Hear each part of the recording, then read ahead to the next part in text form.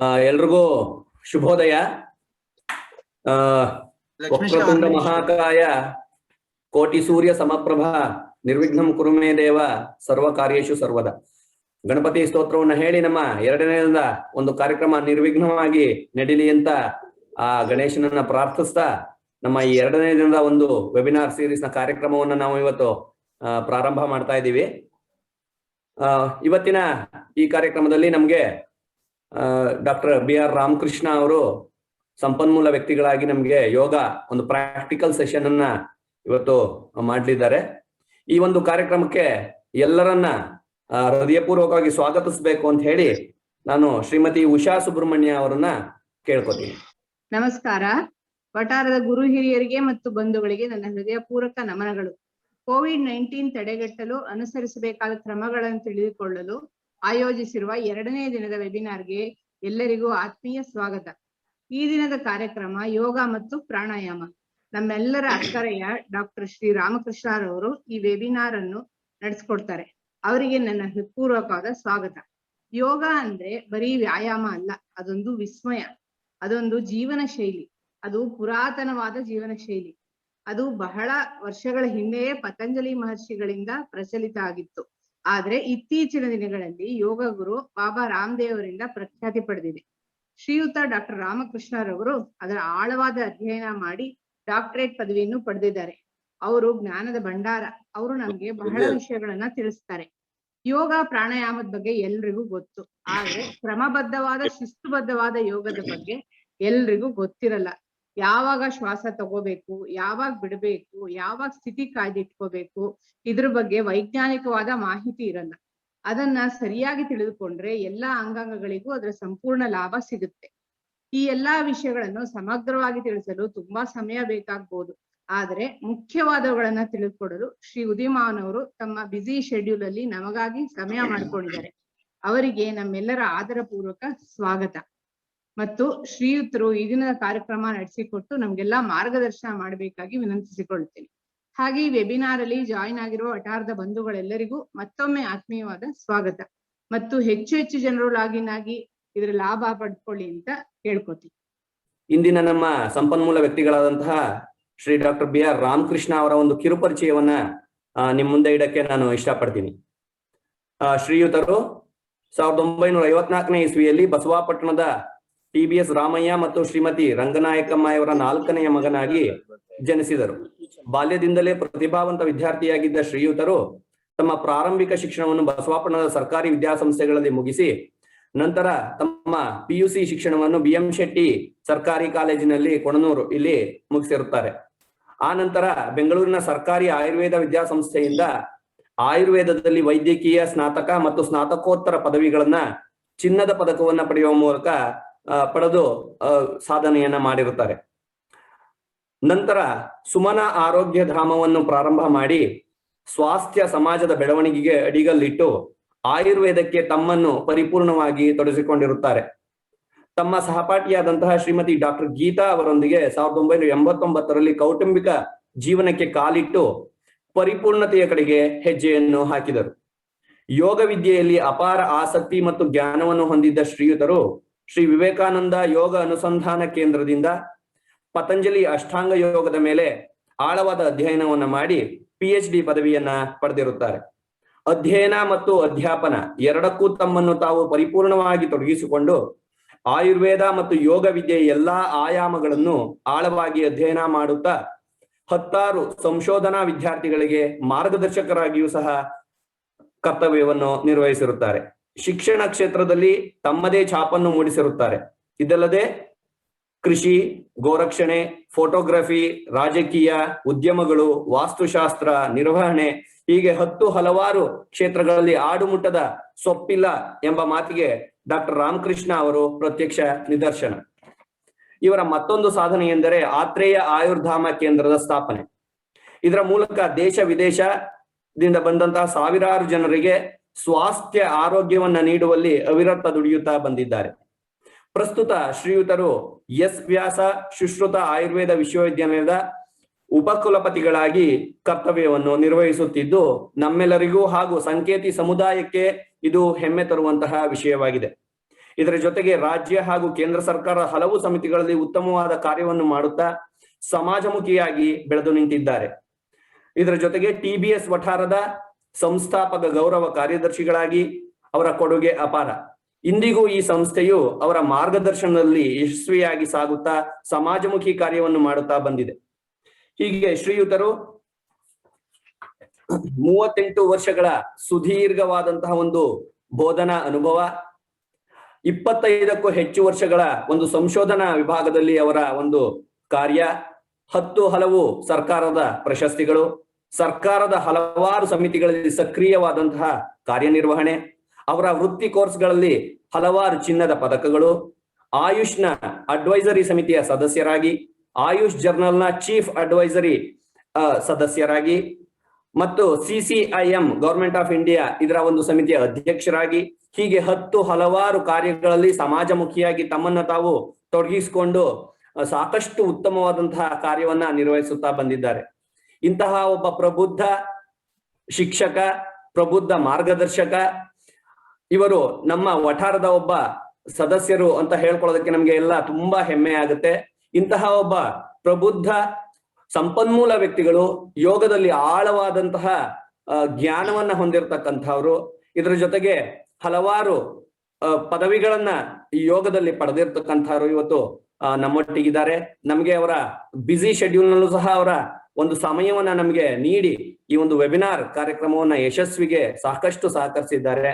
ಅವರಿಗೆ ನಾನು ಎಲ್ಲರ ಪರವಾಗಿ ಮತ್ತೊಮ್ಮೆ ಹೃದಯಪೂರ್ವಕ ಸ್ವಾಗತವನ್ನ ಕೋರುತ್ತಾ, ಶ್ರೀಯುತರಿಗೆ ದೇವರು ಆಯುರಾರೋಗ್ಯ ಐಶ್ವರ್ಯವನ್ನ ನೀಡ್ಲಿ, ಅವರು ಇನ್ನೂ ಹೆಚ್ಚಿನ ಯಶಸ್ಸನ್ನ ಗಳಿಸಿ ಸಾಧನೆಯ ಶಿಖರವನ್ನ ಏರ್ಲಿ, ಅವ್ರಿಗೆ ದೇವರು ಉತ್ತಮ ಆರೋಗ್ಯವನ್ನ ಕರುಣಿಸಲಿ ಅಂತ ಹೇಳಿ ಹಾರೈಸ್ತಾ ಇವತ್ತಿನ ಈ ಒಂದು ಕಾರ್ಯಕ್ರಮಕ್ಕೆ ಅವ್ರಿಗೆ ಸ್ವಾಗತವನ್ನ ಕೋರ್ತಾ ಈ ವೇದಿಕೆಯನ್ನ ನಾನು ಅವ್ರಿಗೆ ಬಿಟ್ಕೊಡ್ತಾ ಇದ್ದೀನಿ. ನಮಸ್ಕಾರ. TBS ವಠಾರದ ಬಂಧುವರ್ಗಕ್ಕೆ ಆತ್ಮೀಯವಾದಂತಹ ಸ್ವಾಗತವನ್ನ ಕೋರ್ತಾ ಇಂದಿನ ವಿಷಯ ಕೋವಿಡ್ ಸಂದರ್ಭದಲ್ಲಿ ಯೋಗಾಭ್ಯಾಸ ಮತ್ತು ಯೋಗದ ಮಹತ್ವ. ಅಭ್ಯಾಸಕ್ಕೆ ಹೋಗುವುದಕ್ಕೆ ಮೊದಲು ಒಂದು 5-6 ನಿಮಿಷ ಇವತ್ತು ಮಾತ್ರ ಯೋಗದ ಬಗ್ಗೆ ಒಂದು ಪ್ರಾಸ್ತಾವಿಕವಾಗಿ ಕೆಲವು ಮಾತುಗಳನ್ನ ಆಡಬೇಕು ಅಂತ ಹೇಳಿ ನನಗೆ ಅನ್ನಿಸಿದೆ. ಇವತ್ತು ಯೋಗ ಇಡೀ ವಿಶ್ವದಲ್ಲಿ ಒಂದು ರೀತಿ ಹಾಸುಹೊಕ್ಕಾಗಿ ಮನೆ ಮಾತಾಗಿದೆ. ಇದಕ್ಕೆ ಕಾರಣ ಭಾರತೀಯ ಸಂಸ್ಕೃತಿ ಸನಾತನ ಧರ್ಮದೊಂದಿಗೆ ಯೋಗ ಹಾಸುಹೊಕ್ಕಾಗಿ ಸೇರ್ಕೊಂಡಿರ್ತಕ್ಕಂಥದ್ದು. ಸನಾತನ ಧರ್ಮ ಎಷ್ಟು ಪುರಾತನವೋ, ಎಷ್ಟು ಅದ್ವಿತೀಯವೋ, ಸುಸಂಸ್ಕೃತವೋ, ಅದೇ ರೀತಿ ಈ ಯೋಗ ಆಯುರ್ವೇದ ವಿಜ್ಞಾನಗಳು ಭಾರತೀಯ ಹಿನ್ನೆಲೆಯಿಂದ ಬಂದಿರತಕ್ಕಂಥದ್ದು. ಇವುಗಳು ವೇದ ನಾವು ಅಪೌರುಷೇಯ ಅಂತ ಹೇಳ್ತೀವಿ. ಅದೇ ರೀತಿ ಯೋಗಶಾಸ್ತ್ರವೂ ಕೂಡ ಅಪೌರುಷೇಯವಾಗಿರ್ತಕ್ಕಂತಹ ಒಂದು ವಿಜ್ಞಾನ, ಒಂದು ಆಧ್ಯಾತ್ಮಿಕತೆಯ ಶಾಸ್ತ್ರವಾಗಿರೋದ್ರಿಂದ ಇದು ಅಜರಾಮರವಾಗಿ ಇವತ್ತು ಉಳಿದು ಇಡೀ ಪ್ರಪಂಚದಲ್ಲಿ ಪಸರಿಸಿದೆ. ಈಗ ಪ್ರಧಾನಮಂತ್ರಿಯವರು 2014ನೇ ಇಸ್ವಿ ಈ ಯೋಗವನ್ನ ಒಂದು ಅಂತಾರಾಷ್ಟ್ರೀಯ ಮಟ್ಟಕ್ಕೆ ತಗೊಂಡು ಹೋಗುವಂತಹ ಒಂದು ದೊಡ್ಡ ವ್ಯವಸ್ಥೆಯನ್ನ ಮಾಡಿದ್ರು. ಅದರ ಉದ್ದೇಶ ನಮ್ಮೆಲ್ಲರ ಸ್ವಾಸ್ಥ್ಯವನ್ನ ರಕ್ಷಣೆ ಮಾಡ್ತಕ್ಕಂಥದ್ದು ಹಾಗೂ ಭಾರತೀಯ ಜ್ಞಾನ ಭಂಡಾರವನ್ನ ಇಡೀ ವಿಶ್ವಕ್ಕೆ ಹಂಚಿ ಭಾರತ ಮತ್ತೆ ವಿಶ್ವ ಗುರುವಾಗಿ ಈ ಕ್ಷೇತ್ರದಲ್ಲಿ ಬೆಳಗಬೇಕು ಅಂತಕ್ಕಂತಹ ಸದುದ್ದೇಶದಿಂದ ಪ್ರಾರಂಭ ಮಾಡಿದ್ರು. ಇದಕ್ಕೆ ಮೊದಲು ಕೂಡ BK ಸಯ್ಯಂಗಾರ್ ಇರಬಹುದು, ಪಟ್ಟಾಭಿ ಜೋಯಿಸ್ ಇರಬಹುದು, ಕೃಷ್ಣಮಾಚಾರ್ಯ ಇರಬಹುದು, ತದನಂತರ ರಾಮದೇವ್ ಇರಬಹುದು, ಇವರೆಲ್ಲರ ಒಂದು ಪರಿಶ್ರಮ ಹಾಗೂ ತ್ಯಾಗದಿಂದ ಇವತ್ತು ಯೋಗ ವಿಶ್ವಮಾನ್ಯವಾಗಿದೆ. ಈಗ ಒಂದು ಪ್ರಶ್ನೆ ಹುಟ್ಟುತ್ತೆ. ಯೋಗ ಅಂತಕ್ಕಂಥದ್ದು ಉಷಾ ಹೇಳಿದ್ರು, ಇದು ಬರೀ ಎಕ್ಸರ್ಸೈಸ್ ಅಲ್ಲ ಅಂತ, ವ್ಯಾಯಾಮ ಅಲ್ಲ ಅಂತ. ಹೌದು, ಯೋಗ ಅಂತಕ್ಕಂಥದ್ದು ಒಂದು ಜೀವನ ಶೈಲಿ, ಒಂದು ಜೀವನ ಕಲೆ ಅಂಡ್ ಜೀವನ ವಿಜ್ಞಾನ. ಇದ್ರದ ಅವಶ್ಯಕತೆ ಏನು? ಯಾಕೆ ನಾವು ಯೋಗ ಮಾಡ್ಬೇಕು? ವ್ಯಾಯಾಮ ಇದೆ. ಜನಗಳು ಪ್ರಾರಂಭದಲ್ಲೂ ಕೂಡ ತಮ್ಮದೇ ಆದಂತಹ ಒಂದು ರೀತಿಯಲ್ಲಿ ವ್ಯಾಯಾಮವನ್ನ ಅಥವಾ ಬೇರೆ ಬೇರೆ ರೀತಿಯಲ್ಲಿ ತಮಗೆ ಬೇಕಾದಂತದನ್ನ ಮಾಡ್ಕೊಂಡು ಬರ್ತಾ ಇದ್ದಾರೆ. ಬಟ್ ಯೋಗದ ಮಹತ್ವ ಏನು, ಯೋಗದ ವೈಶಿಷ್ಟ್ಯ ಏನು ಅಂತಕ್ಕಂಥದ್ದು ಬಹುಮುಖ್ಯ. ಬೇರೆ ವಿಜ್ಞಾನಗಳು ಈ ನಮ್ಮ ಜೀವಿತವನ್ನ, ಅಂದ್ರೆ ಈ ನಮ್ಮ ಲೈಫ್ ಅಂತ ಏನ್ ಹೇಳ್ತೀವಿ, ಅದನ್ನ ಯಥಾವತ್ತಾಗಿ ಸಂಪೂರ್ಣವಾಗಿ ಈವರೆಗೆ ಅರ್ಥೈಸಿಕೊಂಡಿಲ್ಲ. No science has totally understood the totality of human existence. ಅಂದ್ರೆ ಫ್ರಾಕ್ಷನಲ್. ಆಧುನಿಕ ಪದ್ಧತಿ ಇವತ್ತು ಶರೀರವನ್ನ, ಭೌತಿಕ ಶರೀರವನ್ನ ಸಂಪೂರ್ಣವಾಗಿ ಅರ್ಥ ಮಾಡ್ಕೊಂಡಿದೆ ಅಂತ ಹೇಳಬಹುದು. To the minutest level. ಇವತ್ತು ಈ ವೈರಸ್ನ ಬಗ್ಗೆ, ಅದು RNA ರಿಲೇಟೆಡ್ ವೈರಸ್ ಬಗ್ಗೆ ಅತ್ಯಂತ ಆಳವಾಗಿ ಸಂಶೋಧನೆ ಮಾಡಿ ತಿಳ್ಕೊಂಡು ಅದಕ್ಕೆ ವ್ಯಾಕ್ಸಿನೇಷನ್ ಕೂಡ ಬಂದಿದೆ ಅಂತ ಅಂದ್ರೆ ಇದು ಈ ಆಧುನಿಕ ಪದ್ಧತಿಯ ಒಂದು ವ್ಯವಸ್ಥೆ.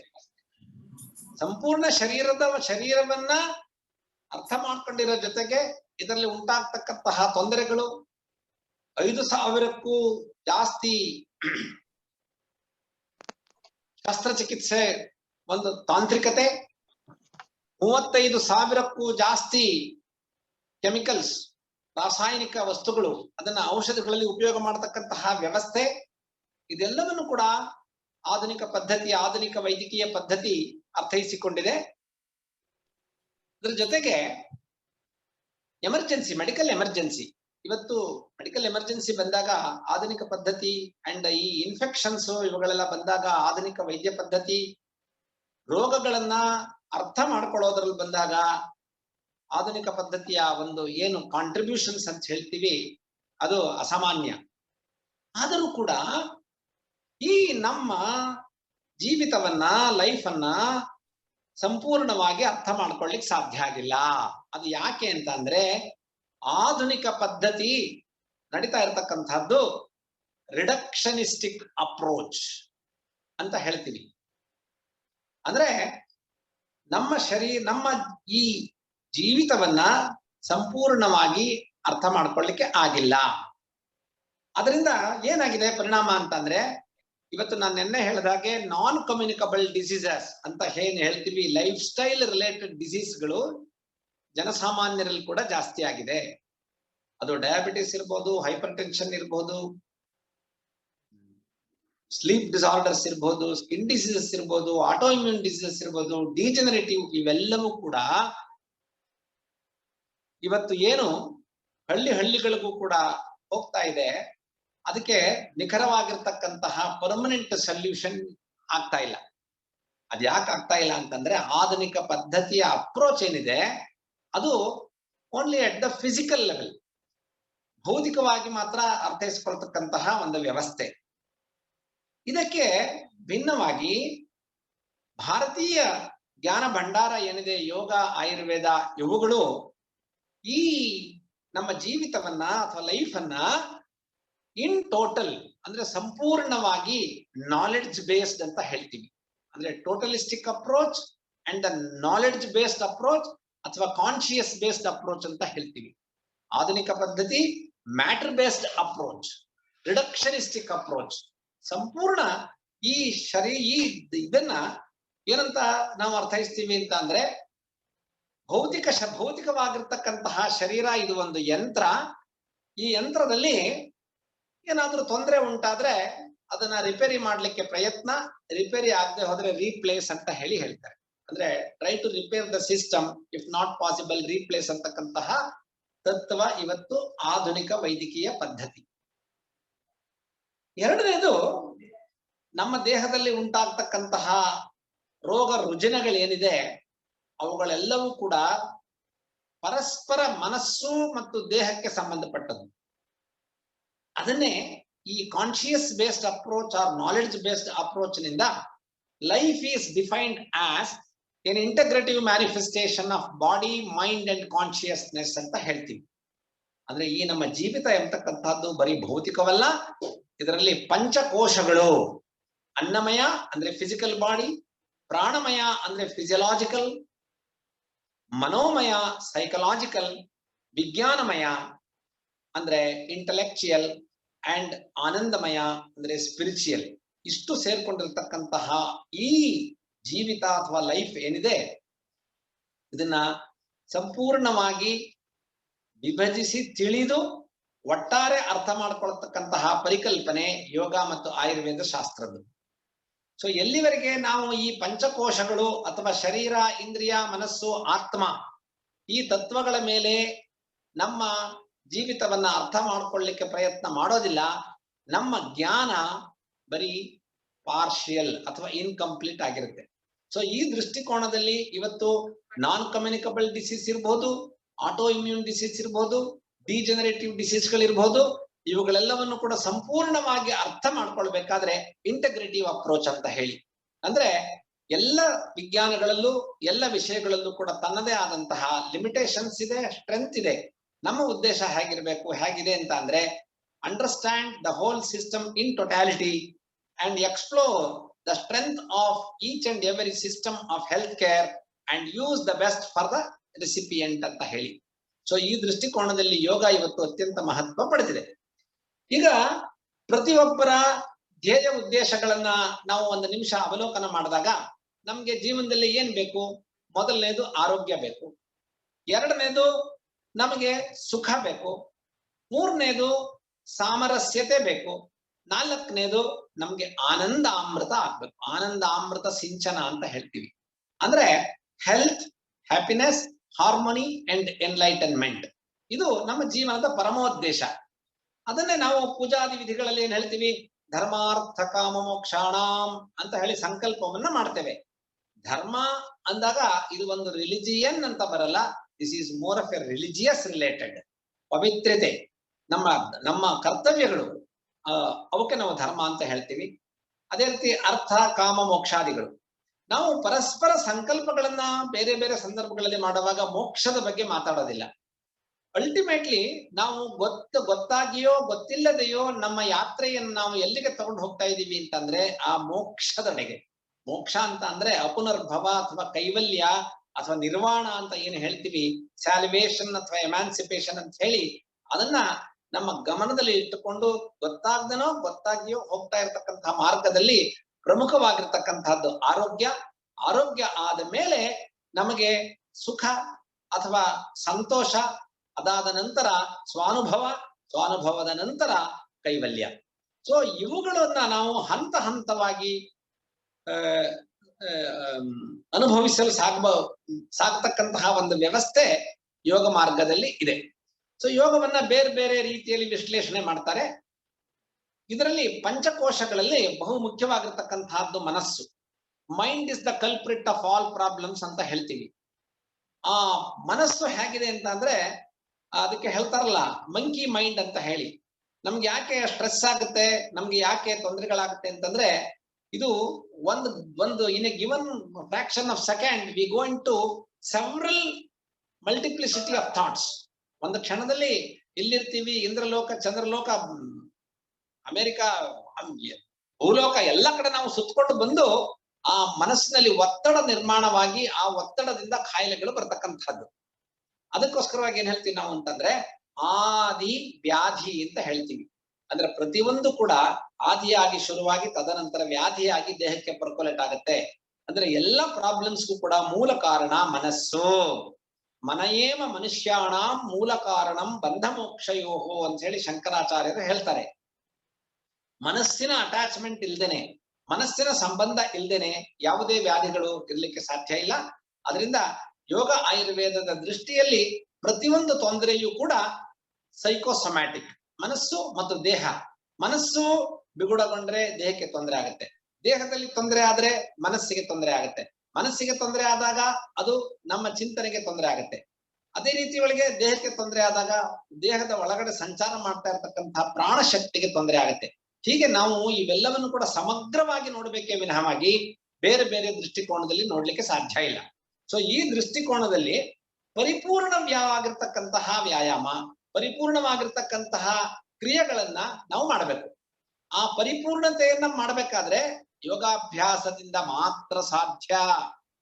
ಇವತ್ತು ನಾವು ಸ್ಪೋರ್ಟ್ಸ್ ಇರ್ಬೋದು ಅಥವಾ ಅಥ್ಲೆಟಿಕ್ಸ್ ಇರ್ಬೋದು ಅಥವಾ ಬೇರೆ ಬೇರೆ ನಾವು ಏನು ಮಾಡ್ತೀವಲ್ಲ ಅವುಗಳಲ್ಲೂ ಕೂಡ ದೇಹಕ್ಕೆ ಸಂಬಂಧವಾಗಿ ಪೂರಕವಾಗುತ್ತೆ. ಆದರೆ ಸಮಗ್ರವಾಗಿ ದೇಹ, ಪ್ರಾಣ, ಮನಸ್ಸು, ಬುದ್ಧಿ, ಆತ್ಮ ಇವೆಲ್ಲಕ್ಕೂ ಕೂಡ ಪೋಷಣೆಯನ್ನ ಅಥವಾ ಅವುಗಳ ಮಧ್ಯೆ ಒಂದು ಸಾಮರಸ್ಯತೆಯನ್ನ ನಾವು ಕಾಪಾಡಿಕೊಂಡು ಬರಬೇಕಾದ್ರೆ ಯೋಗದಿಂದ ಮಾತ್ರ ಸಾಧ್ಯ. ಆದ್ರಿಂದ ಇವತ್ತು ಏನು ನಾವು ನೋಡ್ತಾ ಇದ್ದೀವಿ, ಈ ಪ್ಯಾಂಡಮಿಕ್ ಯಾರಲ್ಲಿ ಮನಸ್ಸಿನ ದೌರ್ಬಲ್ಯ ಇರುತ್ತೆ, ಭಯ ಇರುತ್ತೆ, ಭೀತಿ ಇರುತ್ತೆ, ಅವರೆಲ್ಲ ದೇಹದಲ್ಲಿ ಆಂಟಿಬಾಡೀಸ್ ಕಡಿಮೆ ಇರುತ್ತೆ. ಬರೀ ವ್ಯಾಕ್ಸಿನೇಷನ್ ತಗೊಳ್ಳೋದ್ರಿಂದ ದೇಹದಲ್ಲಿ ಆಂಟಿಬಾಡಿ ಉತ್ಪತ್ತಿ ಆಗೋದಿಲ್ಲ. ನಮ್ಗೆ ಯಾರಾದ್ರೂ ಕೂಡ ಒಬ್ರು ಹೇಳಿದ್ರೆ ಸಾಕು, ನಾನು ನಿಮ್ಮ ಜೊತೆ ಒಳಗಿದ್ದೀನಿ, I will take care of you, I am with you ಅಂತಕ್ಕಂತ ಭರವಸೆಯನ್ನ ಕೊಡ್ತಕ್ಕಂತಹ ಎರಡು ಮಾತುಗಳು ಬಂದಾಗ ದೇಹದಲ್ಲಿ ಆಂಟಿಬಾಡೀಸ್ ಜಾಸ್ತಿ ಆಗುತ್ತೆ. ಇದು ವೈಜ್ಞಾನಿಕವಾಗಿ ನಿರೂಪಣೆ ಆಗಿದೆ. ಸೊ ಇವೆಲ್ಲವನ್ನೂ ಕೂಡ ಒಟ್ಟಾಗಿ ತೆಗೆದುಕೊಂಡು ಹೋಗತಕ್ಕಂತಹ ಪ್ರಕ್ರಿಯೆ ಯೋಗದಲ್ಲಿ ಇದೆ. ಎರಡನೇದು, ನಮ್ಮಲ್ಲಿ ಎರಡು ತರಹ ವ್ಯಕ್ತಿತ್ವ ಇದೆ, ನಾನು, ನಾವು. ಈ ನಾನು ಎಂಬತಕ್ಕಂಥದ್ದು ಇಟ್ ಈಸ್ ಕಂಪ್ಲೀಟ್ಲಿ ಒಂಥರ ಒಬ್ಬ ವ್ಯಕ್ತಿಗೆ ಅಥವಾ ಈಗೋಯಿಸ್ಟಿಕ್ ಅಂತ ಹೇಳ್ತೀವಿ. ಆದ್ರೆ ನಾವು ಅಂತ ಬಂದಾಗ ಇಲ್ಲಿ ಕುಟುಂಬ ಬರುತ್ತೆ, ಸಮಾಜ ಬರುತ್ತೆ, ದೇಶ ಬರುತ್ತೆ, ಎಂಟೈರ್ ಇದು ಬರುತ್ತೆ. ಸೊ ನಮ್ಮಲ್ಲಿ ಯಾವಾಗ ಐ ಅಂತಕ್ಕಂಥದ್ದು ಕನ್ವರ್ಟ್ ಆಗಿ ವಿ ಅಂತ ಹೇಳ್ತೀವಿ, ಆ ಪರಿಸ್ಥಿತಿ ನಿರ್ಮಾಣವಾಗೋದಕ್ಕೆ ಬಹುಮುಖ್ಯವಾಗಿರ್ತಕ್ಕಂಥ ರಸ್ತೆ ಅಂದ್ರೆ ಯೋಗ. ಸೊ ಯೋಗದಲ್ಲಿ ಬಹುಮುಖ್ಯವಾಗಿರ್ತಕ್ಕಂಥದ್ದು ಟಾರ್ಗೆಟಿಂಗ್ ದ ಮೈಂಡ್, ಮನಃ ಪ್ರಶಮನ ಉಪಾಯ ಯೋಗ ಅಂತ ಹೇಳ್ತೀವಿ. ಅಂಡ್ ಯೋಗ ಚಿತ್ತ ವೃತ್ತಿ ನಿರೋಧ ಅಂತ ಹೇಳ್ತೀವಿ. ಅಂದ್ರೆ ಯೋಗ ಕರ್ಮಸು ಕೌಶಲಂ ಅಂತ ಹೇಳ್ತೀವಿ. ಸಮತ್ವಂ ಯೋಗ ಉಚ್ಯತೆ ಅಂತ ಬೇರೆ ಬೇರೆ ನಿರೂಪಣೆಗಳು ಕೊಡುತ್ತೆ. ಎಲ್ಲವೂ ಏನ್ ಹೇಳುತ್ತೆ ಅಂತಂದ್ರೆ, ಯೋಗ ಎಂಬತಕ್ಕಂಥದ್ದು ಮನಸ್ಸನ್ನ ಪ್ರಶಾಂತಗೊಳಿಸ್ತಕ್ಕಂತಹ ಪ್ರಕ್ರಿಯೆ. ದೇಹ, ಪ್ರಾಣ, ಮನಸ್ಸು, ಬುದ್ಧಿ ಮತ್ತು ಆತ್ಮಗಳ ಮಧ್ಯೆ ಸಾಮರಸ್ಯತೆಯನ್ನ ಕಲ್ಪನೆ ಮಾಡತಕ್ಕಂತಹದ್ದು ಯೋಗ. ಕೊನೆಯದಾಗಿ ಇಡೀ ಸಮಾಜದಲ್ಲಿ ಸಾಮರಸ್ಯತೆಯನ್ನ ಉಂಟು ಮಾಡತಕ್ಕಂತಹ ಪರಿಕಲ್ಪನೆ ಯೋಗದ್ದು. ಇನ್ನೊಂದು, ಯೋಗೋ ಮೋಕ್ಷ ಪ್ರವರ್ತಕ, ನಮ್ಮ ಅತ್ಯಂತ ಕೊನೆಯ ಇಚ್ಛೆ ಮೋಕ್ಷ. ಆ ಮೋಕ್ಷಕ್ಕೆ ದಾರಿ ಮಾಡಿಕೊಡ್ತಕ್ಕಂತಹ ಸೋಪಾನ ಅಥವಾ ರಸ್ತೆ ಅಂತ ಅಂದ್ರೆ ಇದು ಯೋಗ. ಸೊ ಈ ಯೋಗದಲ್ಲಿ ಬೇರೆ ಬೇರೆ ಡಿವಿಷನ್ಸ್ ಎಲ್ಲ ಕೂಡ ನಾವು ಹೇಳ್ತೀವಿ. ಭಗವದ್ಗೀತೆ ಇನ್ನು 2 ನಿಮಿಷ ಇದನ್ನ ಮುಗಿಸಿ ಅಭ್ಯಾಸಕ್ಕೆ ಹೋಗೋಣ. ನಾಳೆಯಿಂದ ಬರೀ ಅಭ್ಯಾಸ ಇರುತ್ತೆ. ಇದರಲ್ಲಿ ಭಗವದ್ಗೀತೆ ಒಳಗೆ ಯೋಗವನ್ನ ತುಂಬಾ ಚೆನ್ನಾಗಿ ಡಿವಿಷನ್ ಮಾಡಿದ್ದಾರೆ. ಹೇಗದು? ಮೊದಲನೇದು ಜ್ಞಾನ ಯೋಗ, ದಟ್ ಈಸ್ ನಾಲೆಡ್ಜ್ ಬೇಸ್ಡ್. ಎರಡನೇದು ಕರ್ಮಯೋಗ, that is with reference to our work is worship ಅಂತ ಏನ್ ಹೇಳ್ತೀವಿ ಅದು. ಭಕ್ತಿ ಯೋಗ, ಡಿವಿನಿಟಿ. ಲಾಸ್ಟ್ದು ರಾಜಯೋಗ. ನಾವು ಈ ಆರೋಗ್ಯ, ಸುಖ, ಸಾಮರಸ್ಯತೆ ಇವೆಲ್ಲವನ್ನು ಕೂಡ ಯಾವುದೇ ಮಾರ್ಗದಲ್ಲಿ ಹೋದ್ರೂ ಕೂಡ ಅಚೀವ್ ಮಾಡಬಹುದು. ಅದೇನು ಹೀಗೆ ಹೋಗ್ಬೇಕು ಹಾಗೆ ಹೋಗ್ಬೇಕು ಅಂತ ಏನಿಲ್ಲ. ಜ್ಞಾನ ಯೋಗದಲ್ಲಿ ಹೋಗ್ಬೇಕಾದ್ರೆ ಅದಕ್ಕೆ ಶಾಸ್ತ್ರಗಳನ್ನ ಓದಬೇಕು. ನಮ್ಮಲ್ಲಿ ಇರ್ತಕ್ಕಂತಹ ಅನುಮಾನಗಳೆಲ್ಲವನ್ನು ಕೂಡ ಹೊರತೆಗೆದು ವಸ್ತುಸ್ಥಿತಿ ಏನು, ನಿಜವಾಗಿರ್ತಕ್ಕಂತಹ ಏನು, ನಿಜ ಏನು ಅಂತಕ್ಕಂಥ ಅರ್ಥ ಮಾಡ್ಕೊಳ್ತಕ್ಕಂಥದ್ದು ಜ್ಞಾನ ಯೋಗವಾದ್ರಿಂದ ಅದು ಸ್ವಲ್ಪ ಕಷ್ಟ ಆಗತ್ತೆ. ಎರಡನೇದು ಕರ್ಮಯೋಗ. ಕರ್ಮಯೋಗ ತುಂಬಾ ಸಿಂಪಲ್. ಅಂದ್ರೆ ನಾವು ಮಾಡತಕ್ಕಂತಹ ಕೆಲಸ ಏನಿದೆ ಆ ಕೆಲಸದಲ್ಲಿ ನಿಷ್ಕಾಮ ಕರ್ಮವಾಗಿ ಮಾಡಬೇಕು. ಕರ್ಮ ಫಲವನ್ನ ತ್ಯಾಗ ಮಾಡಬೇಕು. ಬಂದಂತಹ ಕರ್ಮಫಲ ತ್ಯಾಗವನ್ನ ಬರೀ ನಮ್ಮಲ್ಲೇ ಹಂಚ್ಕೊಳ್ಳೋದಲ್ಲ, ಯಜ್ಞಾರ್ಥಂ ಇವ ಕರ್ಮಣಿ ಅಂತ ಹೇಳಿ ಸಮಾಜಕ್ಕೆ ಅದನ್ನ ಅರ್ಪಣೆ ಮಾಡಬೇಕು. ಕೊನೆಯಲ್ಲಿ ನಿಷಿದ್ಧ ಕರ್ಮ ವರ್ಜ್ಯ ಅಂತ ಹೇಳ್ತೀವಿ. ಯಾವುದು ಕರ್ಮ ಅಥವಾ ಕೆಲಸ ಸಮಾಜಕ್ಕೆ ವಿರುದ್ಧವಾಗಿರುತ್ತೆ, ಇನ್ನೊಬ್ಬರಿಗೆ ನೋವುಂಟು ಮಾಡುತ್ತೆ ಅಂತ ಅದನ್ನ ಮಾಡಬಾರ್ದು. ಇದು ಕರ್ಮಯೋಗ. ಅದು ಬಸವಣ್ಣನವರು ಹೇಳದ ಹಾಗೆ ಕಾಯಕವೇ ಕೈಲಾಸ ಅಥವಾ ವರ್ಕ್ ಇಸ್ ವರ್ಷಿಪ್ ಅಂತ ಏನ್ ಹೇಳ್ತೀವಿ, ಆ ಒಂದು ಪಾತ್ರದಲ್ಲಿ ಹೋಗ್ತಕ್ಕಂಥದ್ದು ಕರ್ಮಯೋಗ. ಇನ್ನು ಭಕ್ತಿಯಿಂದ ಎಲ್ಲವನ್ನೂ ಕೂಡ ಅಚೀವ್ ಮಾಡಿರ್ತಕ್ಕಂಥದ್ದು ನಮ್ಗೆ ಗೊತ್ತಿದೆ. ಮೀರಾ ಇರಬಹುದು, ಅಥವಾ ಪುರಂದರದಾಸರು ಇರ್ಬೋದು, ಕನಕದಾಸರು ಇರ್ಬೋದು, ತ್ಯಾಗರಾಜರು ಇರ್ಬೋದು. ಇವರೆಲ್ಲರೂ ಕೂಡ ಆ ಭಕ್ತಿಯ ಪರಾಕಾಷ್ಠೆಗೆ ರೀಚ್ ಆಗಿ ಅವರು ಮೋಕ್ಷವನ್ನ ಸಂಪಾದನೆ ಮೋಕ್ಷವನ್ನ ಅಚೀವ್ ಮಾಡಿರ್ತಕ್ಕಂಥದ್ದು ನಮ್ಗೆಲ್ಲರಿಗೂ ಕೂಡ ನಾವು ಇದರಲ್ಲಿ ಓದಿರ್ತೀವಿ.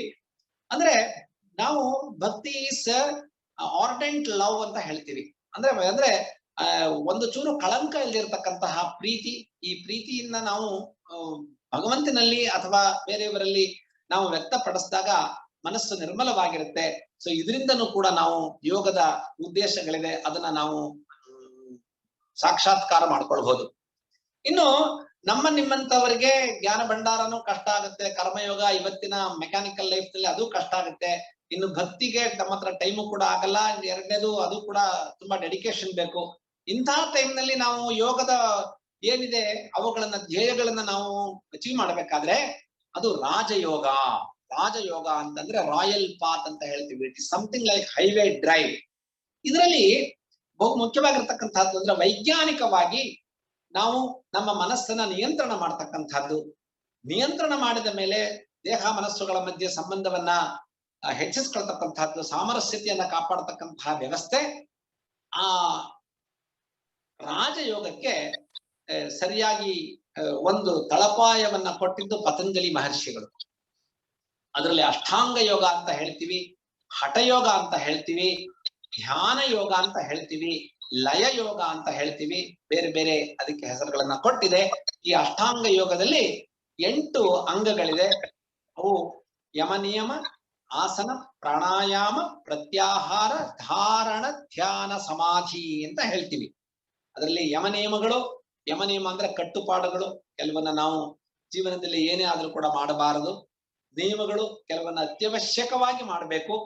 ಇನ್ನು ಆಸನಗಳು ದೇಹಕ್ಕೆ ಜಡತ್ವವನ್ನ ಹೊರ ಹಾಕೋ ದೃಷ್ಟಿಯಿಂದ ಕೆಲವು ವ್ಯಾಯಾಮಗಳನ್ನ ಮಾಡಬೇಕು. ಪ್ರಾಣಾಯಾಮ ಇದು ಉಸಿರಾಟದ ಪ್ರಕ್ರಿಯೆ, ಅದು ಬಹುಮುಖ್ಯ. ಪ್ರತ್ಯಾಹಾರ ನಮ್ಮ ಇಂದ್ರಿಯಗಳನ್ನ ನಾವು ನಿಗ್ರಹದಲ್ಲಿ ಇಟ್ಕೊಳ್ತಕ್ಕಂಥದ್ದು. ಧಾರಣ ಮನಸ್ಸಿಗೆ ಮಲ್ಟಿಪ್ಲಿಸಿಟಿ ಆಫ್ ಥಾಟ್ಸ್ ಅಂತ ಹೇಳಿದೆ, ಅದೆಲ್ಲದನ್ನು ಕೂಡ ಒಂದ್ ಕಡೆಗೆ ಸೇರ್ತಕ್ಕಂಥದ್ದು. ಧ್ಯಾನ ಅಂದ್ರೆ ನಮ್ಮನ್ನ ನಾವು ಆ ಅಂತರಂಗದಲ್ಲಿ ಡೀಪ್ ಆಗಿ ತಗೊಂಡು ಹೋಗಿ ನಮ್ಮ ಒಳಗಡೆ ಇರ್ತಕ್ಕಂತಹ ಅಥವಾ ಹೊರಗಡೆ ಇರ್ತಕ್ಕಂತಹ ಏನು ವ್ಯತ್ಯಾಸಗಳಿದೆ ಅವೆರಡನ್ನು ಕೂಡ ಒಂದೇ ಸಮಗ್ರ ರೀತಿಯಲ್ಲಿ ನೋಡ್ತಕ್ಕಂತಹ ಪ್ರಕ್ರಿಯೆ, ಕೊನೆಯಲ್ಲಿ ಸಮಾಧಿ. ಸೊ ಈ ಅಷ್ಟಾಂಗ ಯೋಗವನ್ನ ಈಗ ನಾವು ಅಭ್ಯಾಸ ಮಾಡತಕ್ಕಂತಹ ಒಂದು ಅವಕಾಶ ಸಿಕ್ಕಿದೆ. ಅದು ವೈಜ್ಞಾನಿಕವಾಗಿರ್ತಕ್ಕಂತಹದ್ದು. ಸಾವಿರಾರು ಆಗ್ಲೇ ವೈಜ್ಞಾನಿಕ ಪೇಪರ್ಸ್ ಇದ್ರ ಮೇಲೆ ಪಬ್ಲಿಷ್ ಆಗಿದೆ. ಈಗ ನಾವು ಈ ಕೋವಿಡ್ ಟೈಮ್ ನಲ್ಲಿ ಮಾಡಬೇಕಾಗಿರ್ತಕ್ಕಂಥದ್ದು ಒಂದು ಈ ಸಾರ್ಸ್ ಕೋವಿಡ್ ಡಿಸೀಸು ನಮ್ಮ ಫುಫ್ಫುಸಕ್ಕೆ ಸಂಬಂಧಪಟ್ಟಂತಹ ಒಂದು ವ್ಯಾಧಿ. ಇದು ಮಹಾಮಾರಿಯಾಗಿ ಇವತ್ತು ಪರಿಕಲ್ಪಿಸಿದೆ. ಇಂಥ ಟೈಮ್ ನಲ್ಲಿ ನಮ್ಮ ಉದ್ದೇಶ ಏನಿರ್ಬೇಕು ಅಂದ್ರೆ ದೇಹದಲ್ಲಿ ಇರ್ತಕ್ಕಂತಹ ಜಡತ್ವವನ್ನ ಹೊರಗೆ ಹಾಕ್ಬೇಕು.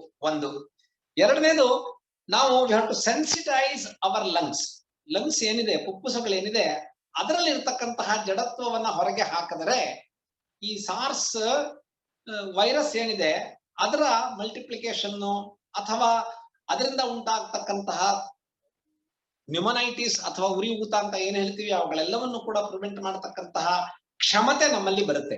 ಈ ಕ್ಷಮತೆಯ ದೃಷ್ಟಿಯಿಂದ ಈಗ 5 ದಿವಸಗಳ ಕಾಲ ಹೇಗೆ ನಮ್ಮ ದೇಹವನ್ನ ನಾವು ಹದ ಮಾಡಿಕೊಂಡು ಹೇಗೆ ನಾವು ನಮ್ಮ ಫುಫ್ಫುಸವನ್ನ ತಯಾರು ಮಾಡಬಹುದು, ಈ ಕೋವಿಡ್ ಬರದೇ ಇರೋ ಹಾಗೆ ನಮ್ಮನ್ನ ನಾವು ರಕ್ಷಣೆ ಮಾಡ್ಕೊಳ್ತು ಅಂತಕ್ಕಂಥ ಅಭ್ಯಾಸವನ್ನ ಪ್ರಾರಂಭ ಮಾಡೋಣ.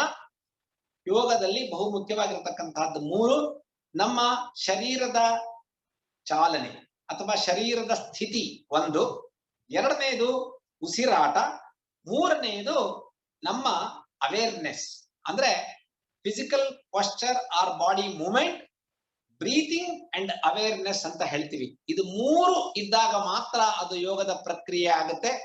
ಸೊ ಉಷಾ ಆಗ್ಲೇ ಹೇಳಿದ್ಲು, ಯೋಗ ಅಂತಕ್ಕಂಥದ್ದು ಬರೀ ಒಂದು ಫಿಸಿಕಲ್ ಎಕ್ಸರ್ಸೈಸ್ ಅಲ್ಲ, ವ್ಯಾಯಾಮ ಅಲ್ಲ. ಇದನ್ನ ನಾವು ಅಭ್ಯಾಸ ಮಾಡೋದ್ರಿಂದ ನಮ್ಮನ್ನ ನಾವು ಅರಿತೀವಿ. ನಮ್ಮನ್ನ ನಾವು ಅರಿತಾಗ ಮತ್ತೇನು ಅದರ ಅವಶ್ಯಕತೆ ಇಲ್ಲ. What we call it as self realisation and enlightenment ಅಂತ ಹೇಳಿ. ಸೊ ಈ ಪ್ರಕ್ರಿಯೆಯನ್ನ ಪ್ರಾರಂಭ ಮಾಡೋಣ.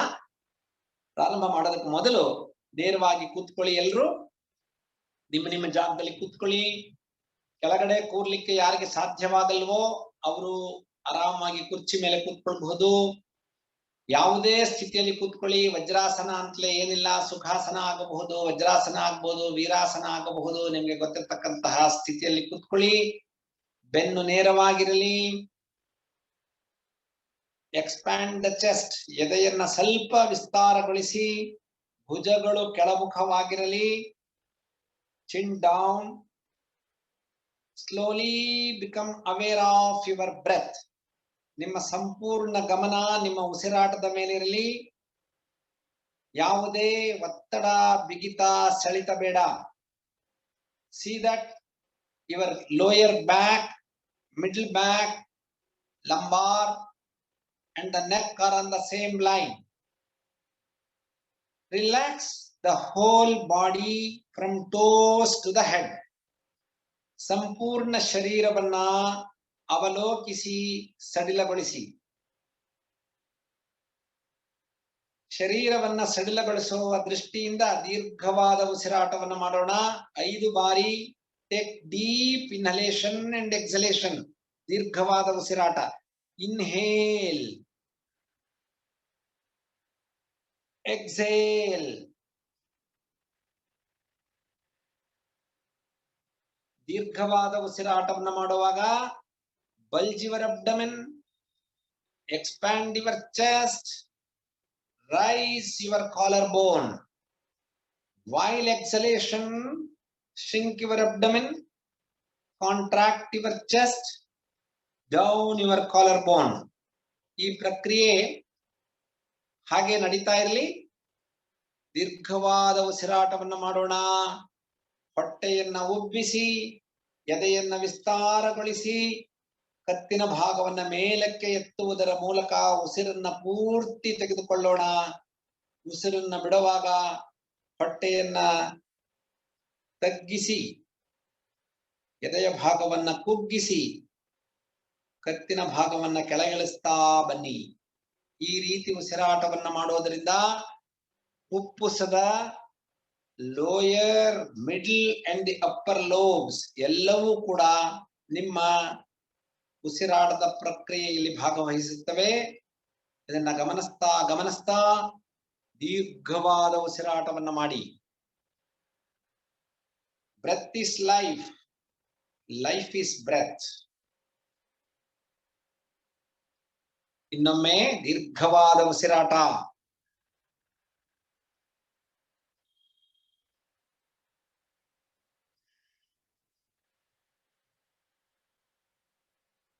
Now feel the changes in your body. ದೀರ್ಘವಾದ ಉಸಿರಾಟದಿಂದ ನಿಮ್ಮ ದೇಹದ ಒಳಗೆ ಹಾಗೂ ಮನಸ್ಸಿನ ಮೇಲೆ ಆಗಿರ್ತಕ್ಕಂತಹ ಪರಿಣಾಮವನ್ನ ಅವಲೋಕನ ಮಾಡಿ. When you become aware of your breath, all the major parts and organs of your body starts relaxing. ದೇಹದ ಪ್ರತಿಯೊಂದು ಅಂಗ ಪ್ರತ್ಯಂಗಗಳು ಕೂಡ ವಿಶ್ರಾಂತಿಯನ್ನ ಹೊಂದುತ್ತವೆ. ಇದನ್ನ ಗಮನಿಸ್ತಾ ಈಗ 5 ಬಾರಿ ಓಂಕಾರವನ್ನ ಹೇಳೋಣ. ಓಂಕಾರವನ್ನ ಹೇಳುವಾಗ ನಾವು ಮೊದಲು ಆ, ಉ, ಮ. ಓಂಕಾರದಲ್ಲಿ 3 ಅಕ್ಷರಗಳಿವೆ. ಈ 3 ಅಕ್ಷರಗಳನ್ನು ಒತ್ತು ಕೊಟ್ಟು ಹೇಳೋಣ. ಕೊನೆಯ ಅಕ್ಷರ ಮಕಾರವನ್ನ ಸ್ವಲ್ಪ ದೀರ್ಘವಾಗಿ ಹೇಳೋಣ. ದೀರ್ಘವಾದ ಉಸಿರು ತಗೊಳ್ಳಿ. ಆ.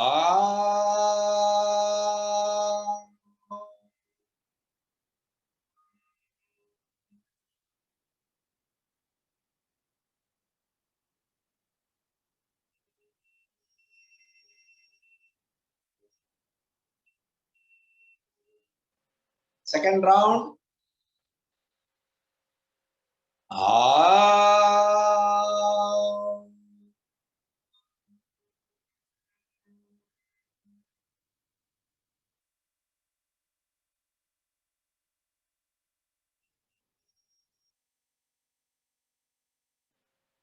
Third round.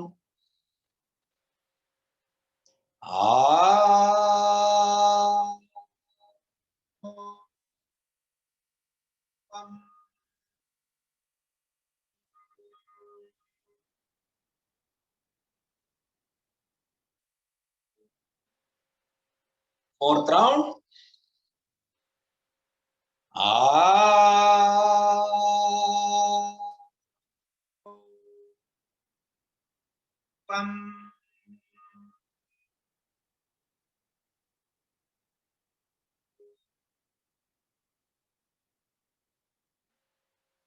Last round.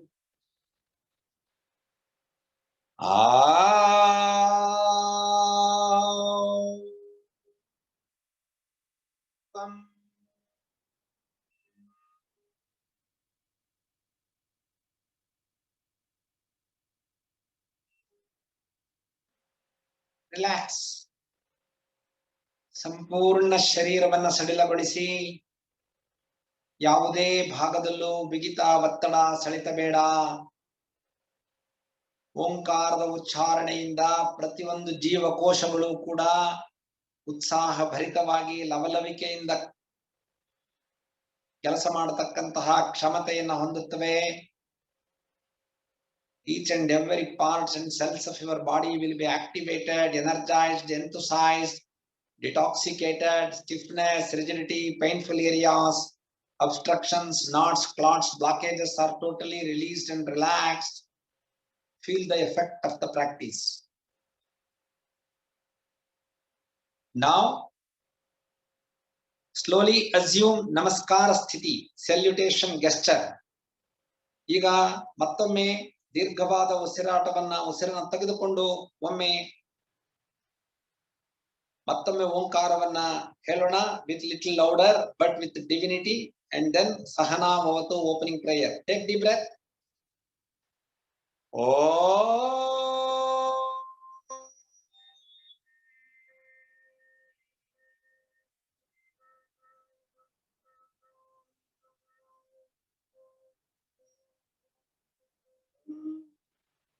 Sahana ಭವತು ಸಹನೌ ಭುನಕ್ತು ಸಹ ವೀರ್ಯಂ ಕರವಾವಹೈ ತೇಜಸ್ವಿನಾವಧೀತಮಸ್ತು ಮಾ ವಿದ್ವಿಷಾವಹೈ. ಓಂ ಶಾಂತಿ ಶಾಂತಿ ಶಾಂತಿ. Release the hands. Take your hands backward. Hold your right wrist with your left hand. Expand the chest. Inhale and go back little. Now exhale and bend forward. Try to reach your forehead onto the ground. When you reach, be there. Express your gratitude to Mother Earth and pray for the total success of your practice, welfare of yourself and your master. Slowly inhale and come out. Release the hands. ಇದಕ್ಕೆ ನಾವು ಯೋಗಾಭ್ಯಾಸದ ಪ್ರಾರಂಭಿಕ ಕಲಿಕೆ ಅಂದ್ರೆ preparation ಅಂತ ಹೇಳ್ತೀವಿ. ಇದಾದ್ಮೇಲೆ ಈಗ ಪ್ರಾರಂಭ ಮಾಡೋಣ. ಮೊದಲು ಉಸಿರಾಟವನ್ನು ನಾವು ತಿಳ್ಕೋಬೇಕು. ಯಾಕೆಂದ್ರೆ ಉಸಿರಾಟದ ನಿಯಂತ್ರಣದಿಂದ ಮಾತ್ರ ನಮ್ಮ ಮನಸ್ಸನ್ನ ನಾವು ನಿಯಂತ್ರಣ ಮಾಡಬಹುದು. ಅದಕ್ಕೆ ಏನ್ ಹೇಳ್ತೀವಿ ಯೋಗದಲ್ಲಿ ಅಂತಂದ್ರೆ slow down the breath, calm down the mind ಅಂತ ಹೇಳ್ತೀವಿ. ಈಗ ಎಲ್ರಿಗೂ ನಿಮ್ಗೆ ಅರ್ಥ ಆಗಿದೆ, ಮನಸ್ಸು ನಮ್ಮನ್ನೆಲ್ಲರನ್ನು ಕೂಡ ತೊಂದರೆಗೆ ತಳ್ಳತಕ್ಕಂತಹ ಒಂದು entity. Mind is the culprit. ಆ ಮನಸ್ಸನ್ನ ನಾವು ಕಾಮಾಗಿ ಇಟ್ಕೊಂಡ್ರೆ ನಿರ್ನಾಳ ಗ್ರಂಥಿಗಳು ಒಳಗಡೆ ಇರ್ತಕ್ಕಂತಹ ಎಂಡೋಕ್ರೈನಲ್ ಸೆಕ್ರೆಷನ್ಸ್ ಇರ್ಬೋದು, ನರ್ವಸ್ ಸಿಸ್ಟಮ್ ಇರ್ಬೋದು, ಎಲ್ಲವೂ ಕೂಡ ಸರಿಯಾಗಿ ಕೆಲಸ ನಿರ್ವಹಣೆ ಮಾಡತಕ್ಕಂತಹ ಒಂದು ವ್ಯವಸ್ಥೆ ಉತ್ಪತ್ತಿ ಆಗುತ್ತೆ.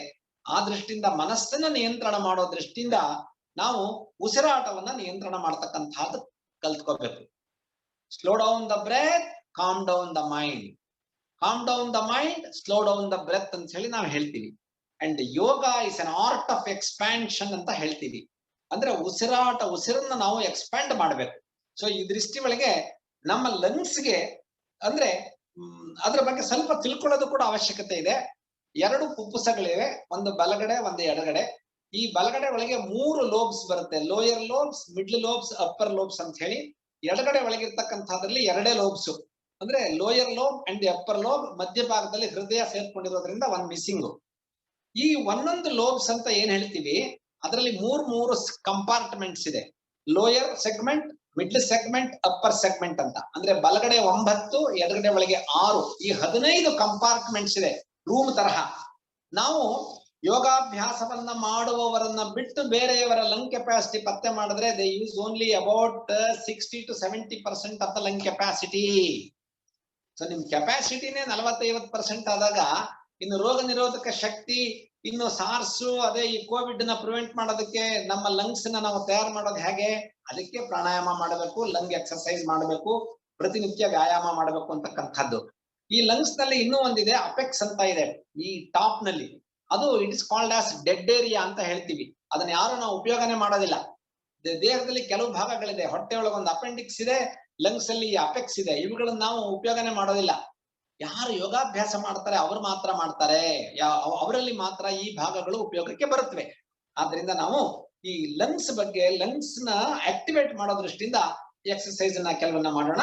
ಆ ದೃಷ್ಟಿಯಿಂದ ನಿಂತ್ಕೊಳ್ಳೋರು ನಿಂತ್ಕೋಬಹುದು ಅಥವಾ ಕೂತ್ಕೊಳ್ಳೋರು ಕೂತ್ಕೊಳ್ಳಬಹುದು. ಫಸ್ಟ್ ನೇರವಾಗಿ ಹೀಗೆ ನಿಂತ್ಕೋಬೇಕು. I think I am totally visible. ಈಗ ನೋಡಿ, ಇನ್ಹೇಲ್, ಎಕ್ಸೆಲ್, ಇನ್ಹೇಲ್, ಎಕ್ಸೆಲ್. ಚೆನ್ನಾಗಿ ಉಸಿರು ತಗೊಳ್ಳಿ. Inhale, exhale, inhale, exhale. ಈಗ ಯಾರಿಗೆ ಸೊಂಟ ನೋವಿಲ್ಲ ಅವರು ಮುಂದಕ್ಕೂ ಬಗ್ಗಬಹುದು. Inhale, exhale, breathe in, breathe out, inhale, exhale, ಉಚ್ಛ್ವಾಸ್, ನಿಶ್ವಾಸ್. ಉಸಿರು ತಗೊಳ್ಳಿ, ಉಸಿರನ್ನ ಬಿಡಿ. ಈ ತರ 5 ಸಲ ಮಾಡ್ಬೇಕು, ಫ್ರಂಟ್ ಅಂಡ್ ಬ್ಯಾಕ್. ಆಮೇಲೆ ಇನ್ಹೇಲ್, ಎಕ್ಸೆಲ್, ಇನ್ಹೇಲ್, ಎಕ್ಸೆಲ್. ಉಸಿರು ತಗೊಳ್ಳಿ, ಉಸಿರು ಬಿಡುತ್ತಾ ಬಲಕ್ಕೆ ಬಗ್ಗಿ, ಮತ್ತೆ ಉಸಿರು ತಗೊಂಡು ನೇರವಾಗಿ ಬನ್ನಿ, ಉಸಿರು ಬಿಡಿ. ಉಸಿರು ತಗೊಳ್ಳಿ, ಉಸಿರು ಬಿಡುತ್ತಾ ಹೀಗೆ ಮಾಡ್ಬೇಕು. Inhale, exhale, inhale, exhale, inhale, exhale, inhale, exhale. Next ತೆಗೆದುಕೊಳ್ಳಿ. ಉಸಿರು ತಗೊಂಡು ಉಸಿರು ಬಿಡ್ತಾ ನೀವು ರೊಟೇಟ್ ಆಗಬೇಕು. Inhale, exhale, inhale, exhale, inhale, exhale, inhale, exhale, inhale, exhale. Breathe in, breathe out, breathe in, breathe out, breathe in, breathe out. ಇದು ಮಾಡಿದಾಗ ಸ್ವಲ್ಪ ಮೈ ಸ್ವಲ್ಪ ಬಿಸಿ ಆಗುತ್ತೆ. ಅವಾಗ ನೀವು ಪ್ರಕ್ರಿಯೆಗಳನ್ನ ಮಾಡ್ಲಿಕ್ಕೆ ಈಸಿ ಆಗುತ್ತೆ. ಇನ್ನು ನೆಕ್ಸ್ಟ್ ಪ್ರಕ್ರಿಯೆ ಕೂತ್ಕೊಂಡೇ ಬೇಕಾದ್ರೂ ಮಾಡಿ. ಹೀಗೆ ಇದು ವಿಶೇಷವಾಗಿ ನಮ್ಮ lower lobes, middle lobes, upper lobes ಏನಿದೆ ಅವುಗಳನ್ನ ಆಕ್ಟಿವೇಟ್ ಮಾಡೋದಕ್ಕೆ. ಮೊದಲನೇದು ಟ್ರಾನ್ಸ್ವರ್ಸ್ ಆರ್ಮ್ ಸ್ಟ್ರೆಚ್ ಬ್ರೀತಿಂಗ್ ಅಂತ. ಇನ್ಹೇಲ್, ಎಕ್ಸೆಲ್, ಬ್ರೀತ್ ಇನ್, ಚೆನ್ನಾಗಿ ಸ್ಟ್ರೆಚ್ ಮಾಡಬೇಕು. Breathe out, inhale, exhale. ಇದನ್ನು ಮಾಡೋದ್ರಿಂದ ಈ lower lobes of the lungs activate ಆಗುತ್ತೆ. ನೀವು ಮಾಡುವಾಗ 5 ರೌಂಡ್ ಮಾಡಬೇಕು. ಅದನ್ನ 10 ರೌಂಡ್ ಕೂಡ ಮಾಡಬಹುದು. ಇದು transverse arm stretch breathing. Next oblique arm stretch breathing. Inhale, exhale, breathe in, breathe out, inhale, exhale. ಚೆನ್ನಾಗಿ ಉಸಿರು ತಗೊಳ್ಳಿ, ಉಸಿರು ಬಿಡಿ. Breathe in, breathe out. ಈ ಎಕ್ಸರ್ಸೈಸ್ ಮಾಡೋದ್ರಿಂದ ಈ middle lobes of the lungs ಇದೆಯಲ್ಲ, ಮಧ್ಯದ ಭಾಗ ಇದೆಯಲ್ಲ ಫುಫುಸದಲ್ಲಿ, ಅವುಗಳಲ್ಲಿ ಇರ್ತಕ್ಕಂತಹ ಪ್ರತಿಯೊಂದು ಜೀವಕೋಶಗಳು ಕೂಡ ಆಕ್ಟಿವೇಟ್ ಆಗುತ್ತೆ. Next vertical arm stretch breathing ಅಂತ ಹೇಳಿ ನೋಡಿ. ಹೀಗೆ ಇನ್ಹೇಲ್, ಹೀಗೆ ಟಚ್ ಮಾಡ್ತಾ ಮೂಗು ಹಣೆ ಭಾಗಕ್ಕೆ ಟಚ್ ಮಾಡ್ತಾ ಮೇಲೆ ತಗೊಂಡು ಹೋಗ್ಬೇಕು. Inhale, exhale, breathe in, breathe out. ಇದನ್ನು ಮಾಡೋದ್ರಿಂದ upper lobes of the lungs activate ಆಗುತ್ತೆ. Exhale, breathe in, breathe out, inhale, exhale. Next horizontal arm stretch breathing ಅಂತ ಹೀಗಿರುತ್ತಲ್ಲ, ಹೀಗೆ ಇಟ್ಕೊಳ್ಳಿ ನೋಡಿ. ಇನ್ಹೇಲ್, ಓಪನ್ ಮಾಡಿ ಫಿಂಗರ್ಸ್ ನ. Inhale, exhale, breathe in. ಕಣ್ಣುಗಳನ್ನ ಮುಚ್ಚಿ ಕೂಡ ಮಾಡಬಹುದು. ಮೊದಲನೇ 1-2 ಸಲ ಕಣ್ಣು ಬಿಟ್ಟು ಮಾಡಿ, ತದನಂತರ ಕಣ್ಣುಗಳನ್ನ ಮೆದುವಾಗಿ ಮುಚ್ಚಿ ಮಾಡಿ. Inhale, exhale. ಇದನ್ನು ಮಾಡೋದ್ರಿಂದ the lungs are expanded in the horizontal plane. You know, there are different planes: vertical plane, horizontal plane, circumdaxial plane. ಹೀಗೆ ಮಾಡೋದ್ರಿಂದ ಫುಪ್ಪುಸಗಳು ಹಾರಿಜಾಂಟಲ್ ಪ್ಲೇನ್ ನಲ್ಲಿ ಎಕ್ಸ್ಪ್ಯಾಂಡ್ ಆಗುತ್ತೆ. Next backward and upward arm stretch breathing ಅಂತ ಹೇಳಿ. ಇದರಿಂದ lungs ಏನಿದೆ, 3 lobes ಇದೆಯಲ್ಲ, ಅವುಗಳು ವರ್ಟಿಕಲ್ ಪ್ಲೇನ್ ಅಲ್ಲಿ ಎಕ್ಸ್ಪ್ಯಾಂಡ್ ಆಗುತ್ತೆ ನೋಡಿ. Inhale, exhale, breathe in, breathe out, inhale, exhale. Continue ಮಾಡಿ. Inhale, exhale, inhale, exhale.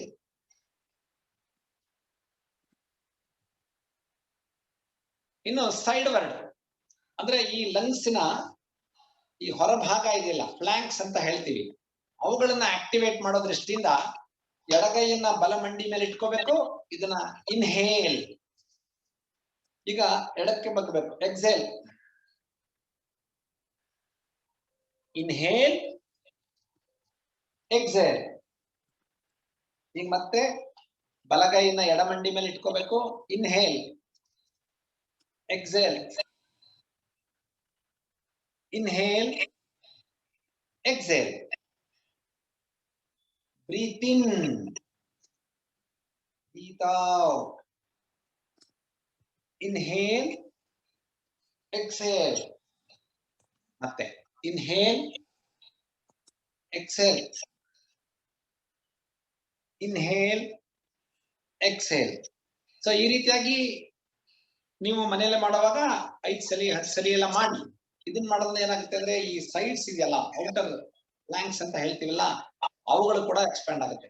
Next front and the back surface, ಇದಕ್ಕೆ ನಾವು ವೆಂಟ್ರಲ್ ಅಂಡ್ ಡಾರ್ಸಲ್ ಸರ್ಫೇಸ್ ಅಂತ ಹೇಳ್ತೀವಿ.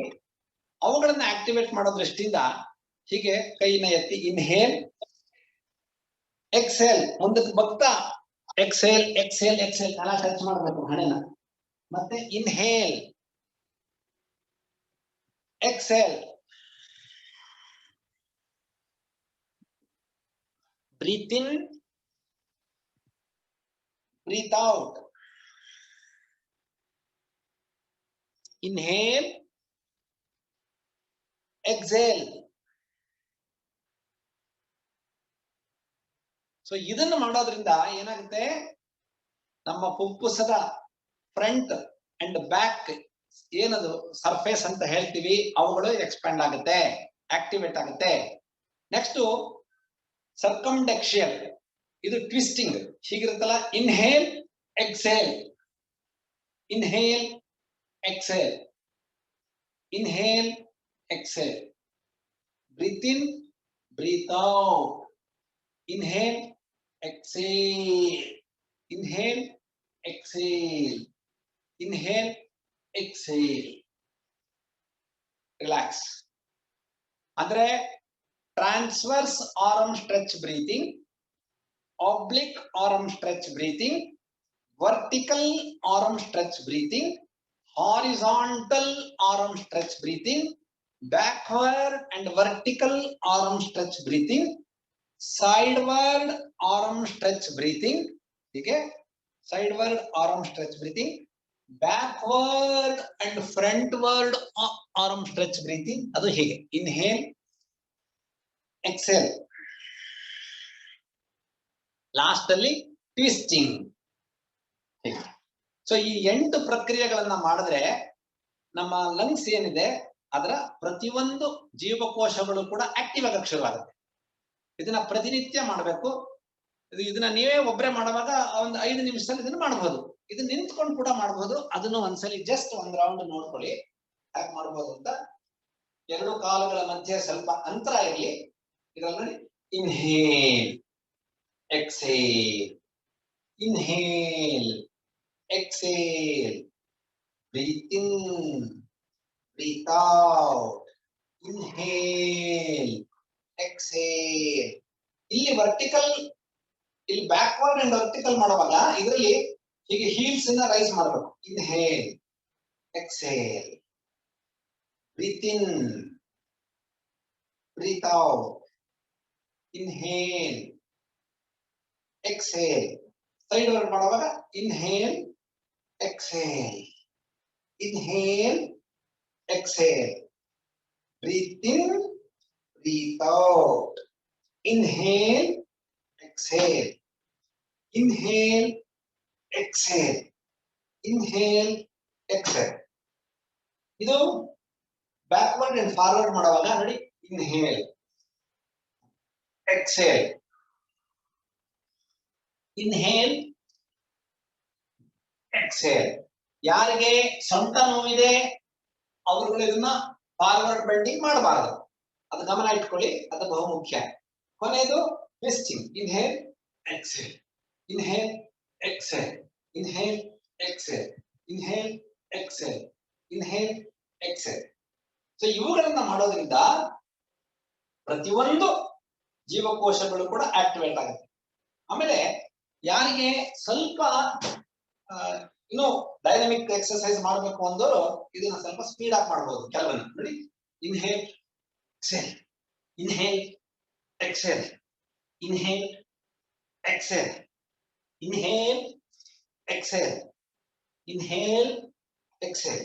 ಅದು ನೆಕ್ಸ್ಟ್ ಈಗ ನಿಂತ್ಕೊಂಡು ನೋಡಿ, exhale exhale exhale exhale exhale exhale exhale exhale. ಅದು ಕೊನೆಯದ inhale exhale exhale exhale exhale exhale exhale exhale exhale exhale exhale exhale exhale exhale. Last ಅಲ್ಲಿ ಇರುತ್ತೆ inhale exhale exhale exhale exhale exhale exhale exhale exhale exhale. ನಿಮ್ capacity ಎಷ್ಟಿದೆ ಅಷ್ಟು ಮಾಡಿ. ಕೊನೆಗೆ inhale exhale, inhale exhale,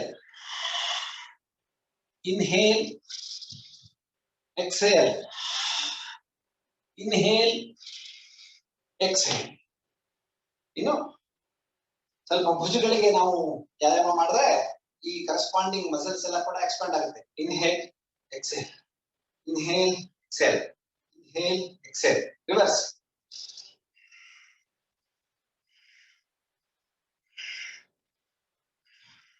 next inhale exhale, inhale exhale, breathe in breathe out. Next reverse. Inhale exhale, inhale exhale, inhale exhale. Next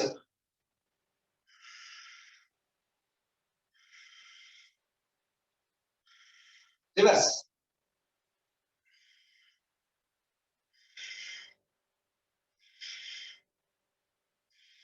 last ಅಲ್ಲಿ ಹೀಗೆ ಮಾಡಿ, twisting ಹೀಗೆ.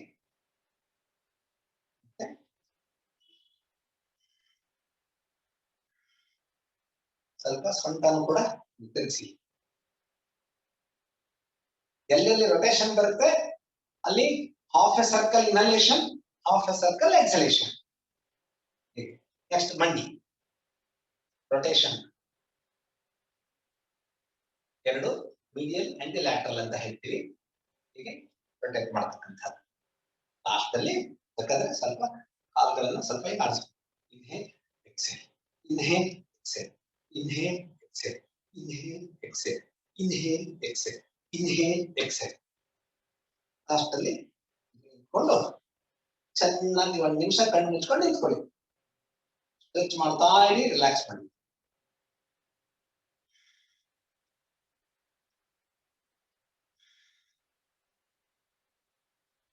ಕೂತ್ಕೊಂಡು ಕೂಡ ಮಾಡ್ಬೋದು. ಈಗ ಕೂತ್ಕೊಂಡು ಹೀಗಿರುತ್ತಲ್ಲ,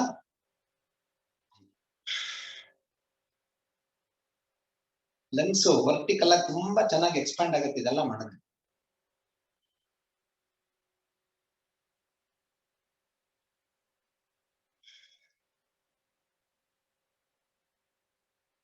ಸೊ ಇವತ್ತು ಯೋಗದ ಬಗ್ಗೆ ಇಂಟ್ರೊಡಕ್ಷನ್ ಜೊತೆಗೆ ಸ್ವಲ್ಪ ವ್ಯಾಯಾಮ ಮಾಡಿದೀವಿ. ಈಗ ಒಂದು 3 ನಿಮಿಷ ರಿಲ್ಯಾಕ್ಸ್ ಮಾಡೋಣ. ಎಲ್ರು ಕೂಡ ಕಣ್ಣು ಮುಚ್ಕೊಂಡು ಹಾಗೆ ಕೂತ್ಕೊಳ್ಳಿ, ಇಲ್ಲ you can lie down. Relax the whole body from toes to the head. ಸಂಪೂರ್ಣ ಶರೀರವನ್ನ ಸಡಿಲಗೊಳಿಸಿ. Slow down the breath. When you slow down the breath, the mind becomes calm. ಯಾವಾಗ ಉಸಿರಾಟದ ಸಂಖ್ಯೆ ಕಡಿಮೆ ಆಗುತ್ತೆ, ಮನಸ್ಸು ನಿರ್ಮಲಗೊಳ್ಳುತ್ತೆ. Relax the whole body from toes to the head. ಅಡಿಯಿಂದ ಮುಡಿಯವರೆಗೆ ಸಂಪೂರ್ಣ ಶರೀರವನ್ನ ಸಡಿಲಗೊಳಿಸ್ತಾ ಬನ್ನಿ. ಉಸಿರಾಟವನ್ನ ನಿಧಾನಗೊಳಿಸ್ತಾ ಬನ್ನಿ. ಉಸಿರಾಟ ಎಷ್ಟು ನಿಧಾನವಾಗುತ್ತೆ ಅಷ್ಟೊಂದು ನಿಮ್ಮ ಮನಸ್ಸು ಹಗುರವಾಗುತ್ತೆ, ವಿಶ್ರಾಂತಿಯ ಸ್ಥಿತಿಗೆ ತಲುಪುತ್ತೆ. ಇದನ್ನ ಗಮನಿಸ್ತಾ ಸಂಪೂರ್ಣ ಶರೀರವನ್ನ ಸಡಿಲಗೊಳಿಸಿ.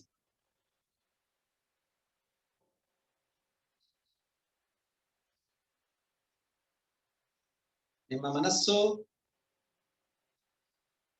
ಒಂದು ಏಕಾಗ್ರತೆಗೆ ಹೋಗಬೇಕಾದ್ರೆ ಉಸಿರಾಟದ ಮೂಲಕ ಬಹು ಸುಲಭ.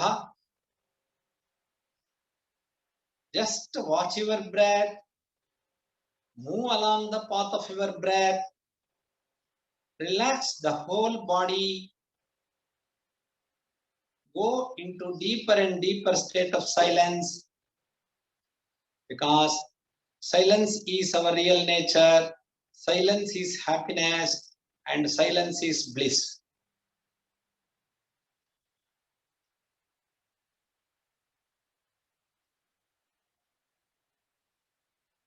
Now, slowly come back. Join your hands. Let us chant once. Om. Take deep breath. Om.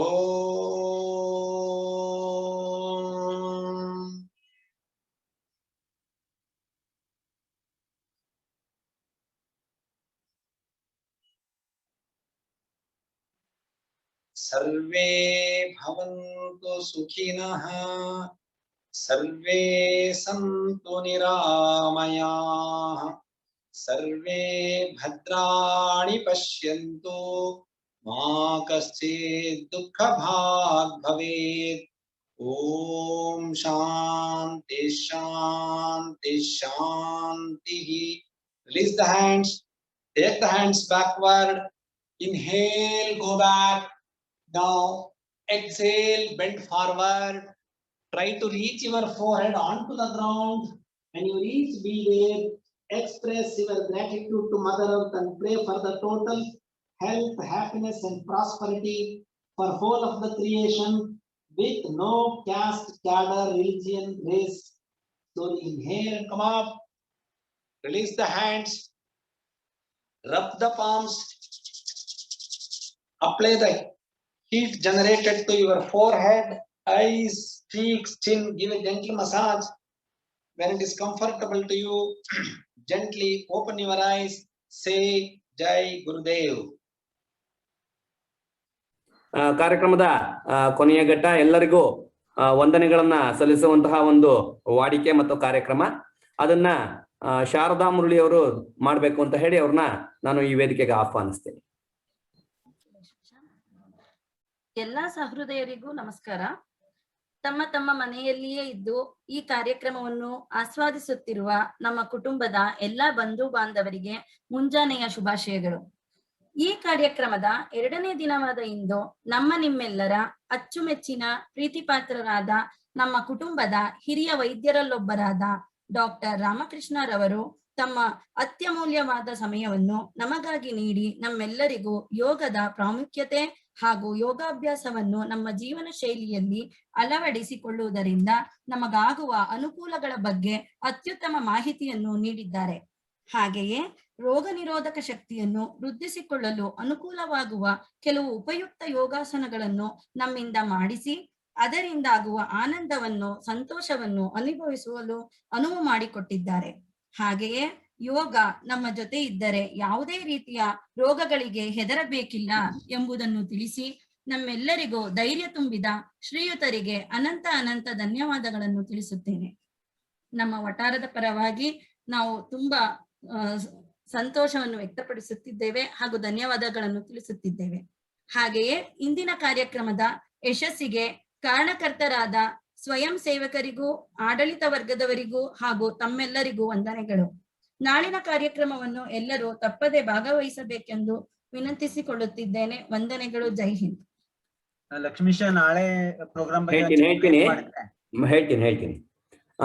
ಎಲ್ಲರಿಗೂ ವಂದನೆಗಳನ್ನ ಸಲ್ಲಿಸಿದಂತಹ ಶ್ರೀಮತಿ ಶಾರದಾ ಮುರಳಿ ಅವ್ರಿಗೂ ಸಹ ಎಲ್ಲರ ಪರವಾಗಿ ಹೃದಯಪೂರ್ವಕ ಧನ್ಯವಾದಗಳನ್ನ ಅರ್ಪಿಸ್ತಾ ನಮ್ಮ ನಾಳಿನ ಒಂದು ಕಾರ್ಯಕ್ರಮ ಆಸ್ ಯೂಶುವಲ್ 6:30ಗೆ ಶುರುವಾಗುತ್ತೆ. ನಾಳಿನ ಕಾರ್ಯಕ್ರಮದಲ್ಲಿ ನಮ್ಮ ಜೊತೆ ಡಾಕ್ಟರ್ ಗೀತಾ ರಾಮಕೃಷ್ಣ ಅವರು ಆಹಾರವೇ ಔಷಧ ಅಥವಾ ಮನೆ ಮದ್ದು ಈ ಒಂದು ವಿಷಯದ ಬಗ್ಗೆ ನಾವು ಹೇಗೆ ಮನೆಯಲ್ಲೇನೆ ಸಹ ನಮ್ಮ ಆಹಾರದಲ್ಲೇ ನಾವು ಔಷಧಿಯ ಒಂದು ಲಾಭವನ್ನ ಪಡಿಬಹುದು, ನಮ್ಮ ಮನೆಯಲ್ಲೇ ಇದ್ಕೊಂಡು ನಾವು ನಮ್ಮ ಎಷ್ಟೊಂದು ಸಣ್ಣ ಪುಟ್ಟ ತೊಂದರೆಗಳಿಗೆ ಔಷಧವನ್ನ ಮಾಡ್ಕೋಬಹುದು ಅನ್ನೋದ್ರ ಬಗ್ಗೆ ನಮ್ಗೆ ಒಂದು ಪರಿಪೂರ್ಣ ಚಿತ್ರಣವನ್ನ ಕೊಡಕ್ಕೆ ಇದ್ದಾರೆ. ದಯವಿಟ್ಟು ಎಲ್ಲರೂ ಸಹ ಈ ಒಂದು ಲಾಭವನ್ನ ಪಡ್ಕೋಬೇಕು ಅಂತ ಕೇಳ್ಕೊತಾ ಇದ್ದೀನಿ. ಇದ್ರ ಜೊತೆಗೆ ನಿನ್ನೆಯಿಂದ ಇವತ್ತಿಗೆ 1 to 2 ಆಗಿದೆ ಪಾರ್ಟಿಸಿಪೆಂಟ್ಸ್. ನಮ್ಗೆ ಅದು ಬಹಳ ಸಂತೋಷದ ವಿಷಯ.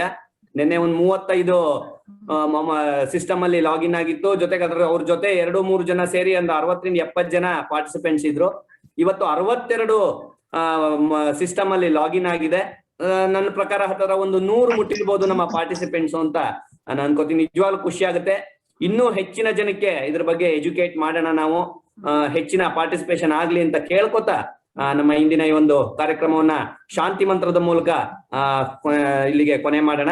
ಎಲ್ಲರೂ ದಯವಿಟ್ಟು ಸರ್ವೇ ಭವಂತು ಸುಖಿನಃ, ಸರ್ವೇ ಸಂತು ನಿರಾಮಯಾಃ, ಸರ್ವೇ ಭದ್ರಾಣಿ ಪಶ್ಯಂತು, ಮಾ ಕಶ್ಚಿತ್ ದುಃಖ ಭಾಗ್ ಭವೇತ್.